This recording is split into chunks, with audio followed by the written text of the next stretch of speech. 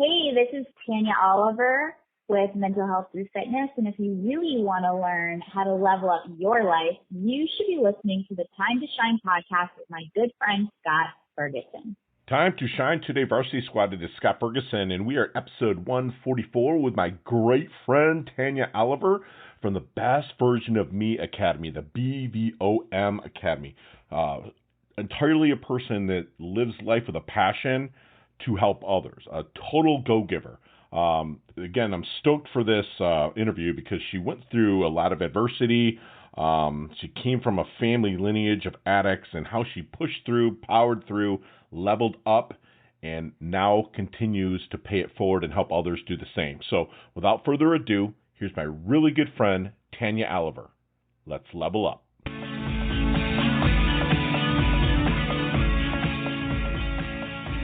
Time to Shine today, Varsity Squad. It is Scott Ferguson, and I have my long-awaited interview with my really good friend, Tanya Oliver.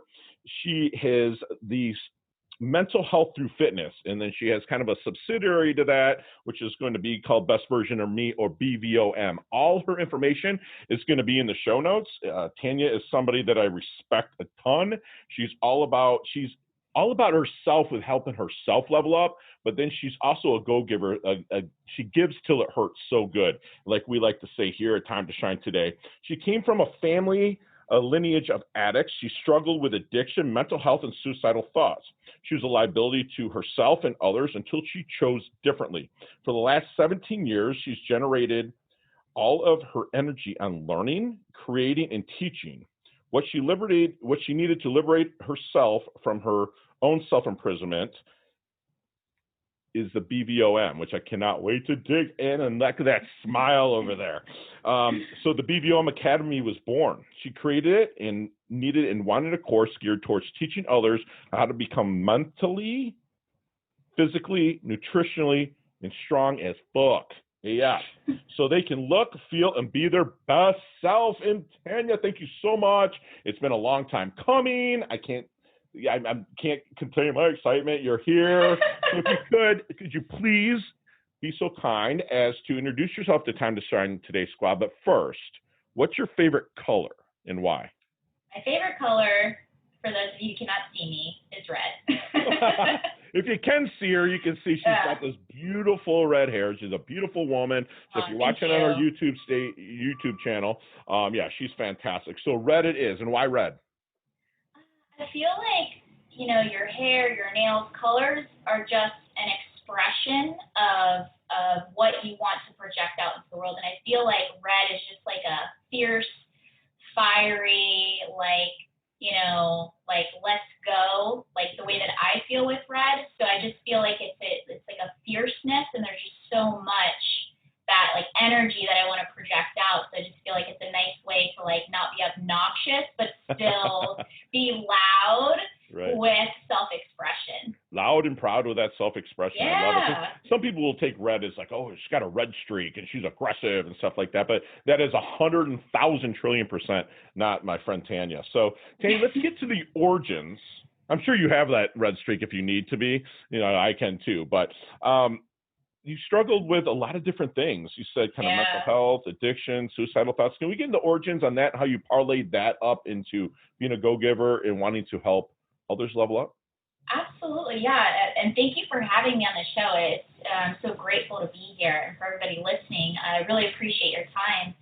I feel that we all have our own personal stories, but specifically to your question, addiction is just an attachment to something to help us get through an intense triggered emotion. Usually we all crave some form of a relief through pain. And what we're taught through early childhood is, either with food or alcohol or drugs or whatever substance of choice to help numb us, to give us that stimulation that we crave. And we just need to learn how to create a new toolbox. So everything's about learning new tools, which I had to learn on my own because I didn't get it through, early childhood development. And, sports, I was lucky to get into sports. I played ice hockey for 9 years. And that really helped keep me afloat. It always was my go-to. So I would, have a fall and then I'd get back up because I had that tool to help me generate my energy and to keep me eventually to get me out of the dark times, and also through personal training and strength training. So that's one of many tools that was very, helpful with getting me out of the drowning waters. How did you get into ice hockey? Just curious. I'm from Michigan. It's huge there. Yeah. In Florida, I'm not saying it's not, because there's a lot, but you're kind of a native here to South Florida, right? I am a native. Okay. Gotcha. Well, in full, transparency here, we're basically neighbors. Well, 50 miles away or 40 miles away, but we're neighbors here in South Florida. But why ice hockey? I have twin brothers, identical twin brothers, and I always wanted to be better than them. So I was the only girl in the family, and my sister's way, way younger. So growing up, my brothers are 2 years younger than me, and I just always was, craving attention from my parents. So whatever they did, I wanted to do and be better at. I feel like I always had to prove myself, and a lot of that stemmed from insecurity and not getting the proper attention. They were more troublemakers, so I had to figure out how to get my own attention. So I got into that. I tried a whole bunch of different sports growing up, and I quit all of them. I grew up a heavier kid, and I just couldn't find anything that I could stick with. I thought there was something wrong with me. Finally, I was like, please just give me a chance to play. They played, and then I played it, and I loved it. My body just loved the movement pattern. Right. And you're built, if you look at her Instagram or whatnot, she's built like a brick. So you can see the hockey really paid off, powerful legs and whatnot. So was there somebody, because I see suicidal thoughts, and a lot of my listeners know that, my little brother took his life in 2009, and he really didn't have anybody to really turn to. Did you have somebody that showed up in your life or that you sought out to help you get over some of these addiction hurdles, mental health hurdles, suicidal thoughts? I think that's a great question. Unfortunately, I didn't. I did not have that. Like I said, I found any type of a light or a love or a passion will help you change your mind. And I think that, I never went into the actual, the thoughts were there, but then I was like, well, what if I chose to live, really live, not just be alive, but live? What if I chose to incorporate something that made me feel good today, that made me, feel like I wanted to show up in my life today? And then what really, really helped me, Scott, was being of service to others. When you help others, you create an innate fulfillment, your heart feels full. So the more that I started, I'm like, wait a second, okay, so I just helped that person, wow, I feel really good. What if I help somebody else? And then that gives you purpose in life. You can make all this money, you can be successful on the outside, and there's so many people that I work with. I work with anywhere from pro athletes to celebrities who are, in treatment centers, and it's just a whole span of top CEOs, multi-billionaires, and it's they still have that emptiness. I'm like, well, are you doing any service work? No. So there's a common thread. So when we're of service to others, that fills our soul and gives us purpose. Wow. So that's really what, it happened kind of by accident. And then I was like, it kind of ended up being you could build that momentum. And I was like, oh, I have a purpose. It's here to be of service. So, yeah, you did say a light, love, or passion that can help change your mind. So is that what showed up is you started saying, okay, I'm going to give and help, and that really kind of pulled you out of, lack of a better term, the doldrums that you were kind of going through? Is that what really helped, lighten your path? I mean, it comes in layers. So I think the first thing I created a band, and it said, just feel good today. And a lot of people, when they're coming out of addiction and stuff like that, they just focus on today. Because when you're living in the past, a lot of people are in a dark space of depression. When people are living in the future, they have a lot of anxiety and worry. But when you learn to really be present and just focus on today, it gives you peace of mind. The more peace of mind you can build on, the more you find happiness and joy. So it definitely came in layer, and then also my belief system in God, and finding just things to look forward to in my day and to feel good about, and to bring that fulfillment. So, but definitely having that path, finding things that make you feel good and happy and passion. Love it. So, Tanya, what makes a great coach then? Somebody who actually cares about people, continuing growth and education, paying attention to detail, which we had this conversation earlier about. It's the small things. I feel like actually taking care and constantly growing, the becoming. A lot of people become great, and then they stop growing. Sure. and they stop caring. So it's just constant evolution and growth, paying attention to people, caring, mastering your craft. I mean, there's so many components. Love Staying it. in your lane, referring out, building a solid network of people in a community. Good There's a lot of delegation. things. Love it. Love it. Yeah, we help others too. Because sometimes you're not the right horse for the course for a coach. So you might have another connection, like we have at Time to Shine today. We're a connection carousel, if you will, to be able to put the right person with the right needs. So absolutely. If I'm out networking then, and we're allowed to do it a little bit here in South Florida, in press and flash, meeting people, what am I hearing when I'm talking to somebody that would be a good prospect, contact, connection, or referral for Tanya or through BVOM? Yeah, I mean, I would feel anybody who. So I broke it down. I don't know how. I listened to a lot of your podcasts and stuff, but it comes down to a really deep thread, and it might sound weird to people who aren't, but that's fine because they're not the right fit for me. Heavy empaths, people that feel really hard because a lot of them don't know how to generate their energy, and they do end up getting themselves into spaces they don't necessarily want to be in. People who maybe have had issues with their root chakra, so they don't have they need to work on their inner child, like inner child work, people that haven't really built that foundation and they're still seeking how to really take care of that need. And then anyone who really just wants to look, feel, and show up in their business and life as their best self, their most authentic best self. I was waiting for that. I knew that you were going to say that. But there's that little inner thread, because I'll refer out to people. Not everybody who wants to look good is going to be in my realm. Right. Absolutely. Like we say here again, is the right horse for the course. I mean, it's got to match up. So you're bringing somebody in and you're in the discovery period. What's the secret sauce then that you use to help them find their blind spots? You find out you're a fit, you're working forward. What's the secret sauce for that? There's a lot of people, surprisingly, Scott, that say they want to change and they don't. So within a couple minutes of a conversation, I can pinpoint.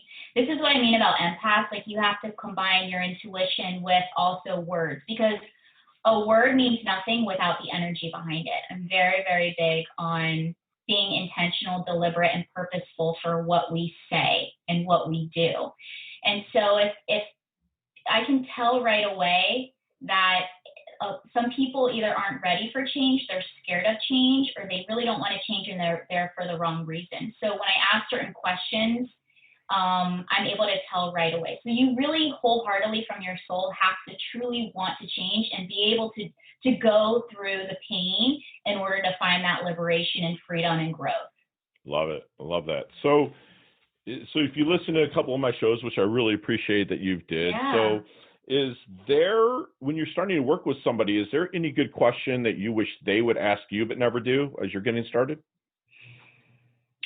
It's always a dialogue. I heavily believe in dialogues and not monologues. So typically the questions kind of come about within it. I think that the main question if somebody were to ask is, usually everybody wants to hear why I'm qualified to give them that information. So they want to hear my story, usually, because the biggest thing, as you know, Scott, coaching people, trust is of the highest value. If somebody's not going to trust you, they're not going to go all in. And with this type of work of self-development, and really anything, you have to really wholeheartedly trust your coach, because if the person hasn't been able to get the change that they want or get to that level up, like you say, that they want to get to, they haven't yet developed trust within themselves.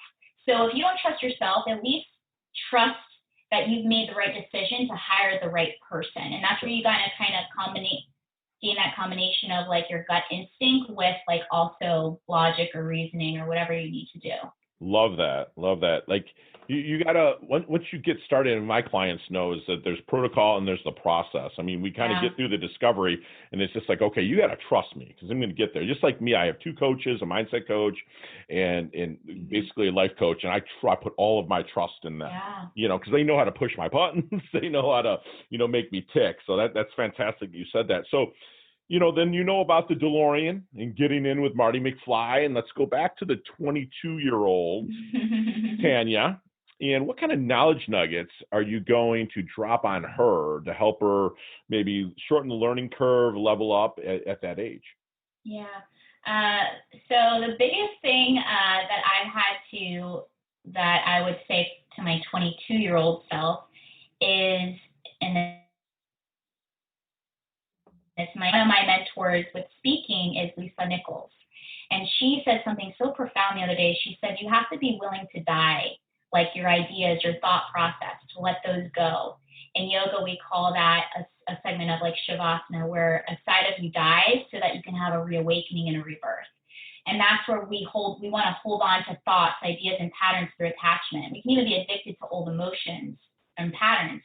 So be okay with allowing certain things to die so that you can really step into your full potential. I love that. That is fantastic. I give credit where credit's due. Lisa Nichols said that, and she's my speaking, mentor. So when that is said with the Savasana through yoga, which, I practice Ashtanga, it's always at the end of my practice. Yeah. So that's on my back. I call it corpse pose. Yeah, same concept. So that's true, because you're letting a part of yourself die so you can rebirth into leveling up better, using my terminology a little bit, right? That's strong. That is solid. And if you think about the butterfly analogy, think about it. The caterpillar has to die to become a butterfly. Wow. Transformation. So I always look for the little sparrows that always, joke around with people like, oh, there's my spirit animal, it's the butterfly, ascension. So how do we truly ascend? There are segments we have to truly let go of. Letting go is also death, disattachment, like all that stuff. Wow. Sounds intense, but it's true. That's fantastic. So, Tanya, tell us something that people misunderstand about you the most. Misunderstanding. I kind of also let that go too, because there's, as you know, I'm sure, or a lot of people listening, is judgment is a huge, huge indication. So we're constantly being judged all the time, right? So getting back to your question on that, I feel that because of my hair color, the way that I present myself, or maybe my age, when I go into corporate speaking or building out, doing overhauls with corporations and their wellness program, or I come into say an outpatient program, you have to just, trust takes time. So I think the biggest thing is to not get caught up in what people think about me. I love that you said that, because we live here at Time to Shine today with the duality. One, I don't as long as I have not wronged anybody, disrespected anybody, and I tell my clients this too, as long as you don't wrong, disrespect, or hurt them, I don't give a shit what you think about me. I could care less.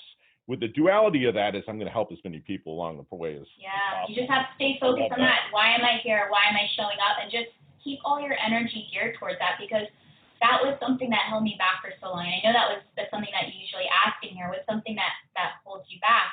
And for many years, I was so caught up and generating my energy on saying the right thing or caring about what people thought, and it was taking away from what I'm here to do. Love it. And however people interpret it, they interpret it. But the few people or the many people that I help, however many it is, that's what I'm here for. So that's really what matters. I love it. I love it. So what's the BI? You did a lot in your young life. So what's the BIG thing that you really want to accomplish? So this is another thing that I'm going to share, that where it comes into the becoming. There's never an end. And the biggest thing right now that I'm stepping into, this version of myself that I'm stepping into, is I see international speaker, best-selling author. So right now I'm in the process stages. I'm writing. I write every week, and it's going to be a bestseller. There I can hit many people. And also in October, I'll be speaking for a big expo for human resources to do more, incorporate the BVOM, which is the best version of the academy, into companies and corporations, where that covers food, exercise, and overall self-care, life skills, habit, behavioral reframing. So love it. That's the becoming. I love it that you take the inch by inch, it's a cinch, analogy that we use here. And, by the yard, it's hard. You're taking it as it comes, but you're taking it. You're like a rapper. you know? So you're like spitting all these rhymes and raps. We gotta go. We gotta rock and roll. Trust me. My next book is called The Regurgitation, and all I am is regurgitating everything I've learned from people like you and other people. So I mean, but it goes back. I mean, Tony Robbins regurgitates Jim Rohn, regurgitates Earl Nightingale, all the way back to Marcus Aurelius. So isn't that what we all do anyway? We all do. We just had I put my Fergie spin on it. You know what I'm saying? Yeah. So chicka what? So like, how do you want your dash remembered then? That little line between your incarnation date and your expiration date. How there's another rhyme. Anyways, how do you want that remembered? Your epitaph, your legacy. That I made some form of an imprint in the world. You know, gave somebody hope, made some shifts, made somebody a better parent because they have the right tools. I'm just a tool provider. I give people new tools to live a better life, so that, you know, because when you feel better about yourself, you're going to project that energy. When you know, if you feel good, you're going to do good. And, you know, people who are unhappy do unhappy things. People that are sad create more sadness. So the more that somebody can take full responsibility with self, because I'm a self-care coach, first ownership, I'm responsible for everything in my life and everybody that I've attracted into my life. And therefore, you know, so making some form of a little dent that I made this world better before I left. Wow, that's solid. Taking responsibility. Fantastic. Yeah. So what's 3 things that Tanya can't live without? Food, water, and sleep. So how important is sleep to you? Very, very important. Sleep, I write newsletters every Monday at 8 p.m. I'm not getting these. I got to get on that. I got to get on board with this. And I wrote a correlation between mental health, because the whole company's new model is mental health through fitness, which I'll be starting my podcast very soon. It's a little bit delayed because of some things, but it's coming. So pretty much, I just forgot what we were talking about. Sleep. Sleep. Sleep. I'm going on this tangent down this rabbit hole. There's so much I want to talk about. So really impacts everything. Sleep, when I work with somebody, it's the first thing that we start about developing a night routine so you have better quality sleep so that you can function, operate. It affects everything. It really affects our mental health. It really, really does. So I prep my sleep like I do my workout. Like it's when the body recovers. It's when the body recovers, repairs, restores. We're able to reprogram our subconscious. I mean, there's so many things that happen in sleep. Right. It's like taking a dead phone. Your phone is dead. What are you going to do with the dead phone? And you plug your phone into the charger. Your sleep is your charger. Love it. Love it. So what is Tanya's definition of a life well lived? Fulfillment, happiness, joy. Love it.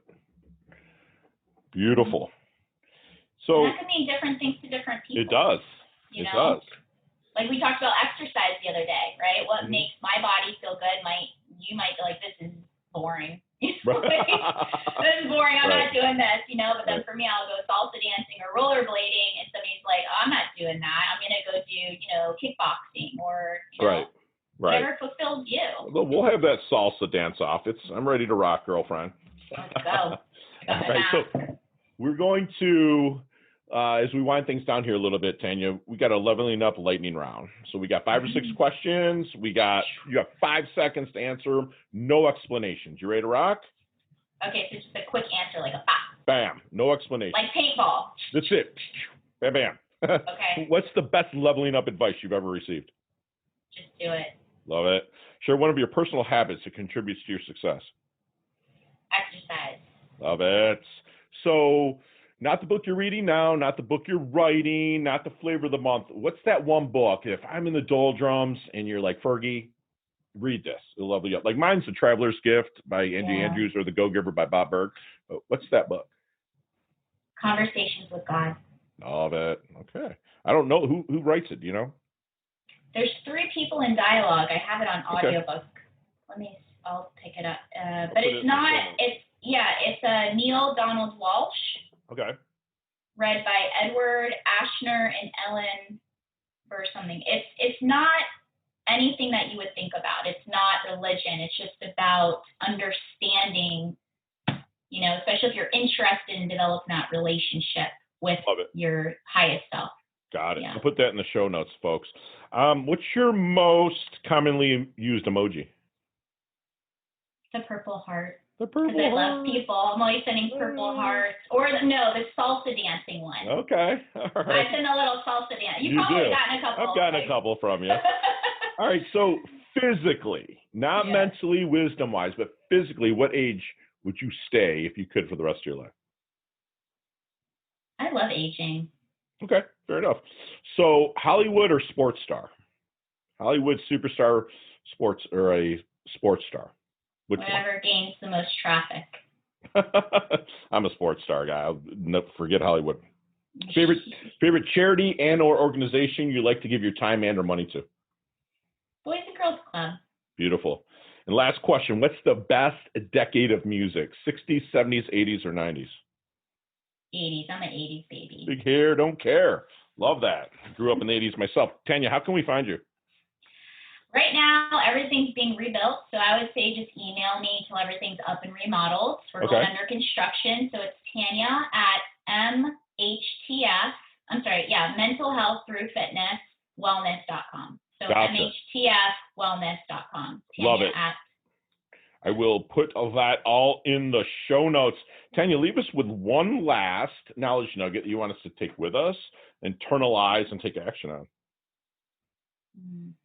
Just feel good today. Yeah, I love that. It's stay so present, simple, stay mindful. You know, it got me through so much, and I will always go back to that. It's just feel good today. That's it. You know, and Squad, Tanya has remind us of a lot of things. I mean, I have a boatload of notes from my good friend here that I'm going to use moving forward with some of my sessions. But, you know, she reminds us to live life with a passion and to help others do the same, to help others create an innate fulfillment and a full heart. You know, focus on today, build happiness and joy. And I'm going to go back to inch by inch as a cinch. You don't have to have it all at once.